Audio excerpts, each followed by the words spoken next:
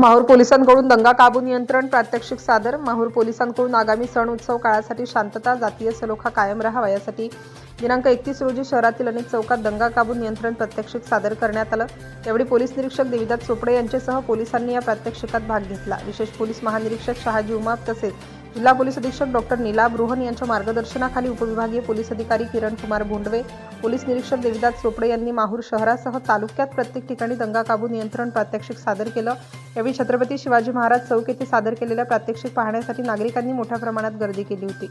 माहूर शहर हे सर्वधर्मियांचे पवित्र ठिकाण असून येथे यात्रा उत्सव मोठ्या प्रमाणात होत असतात.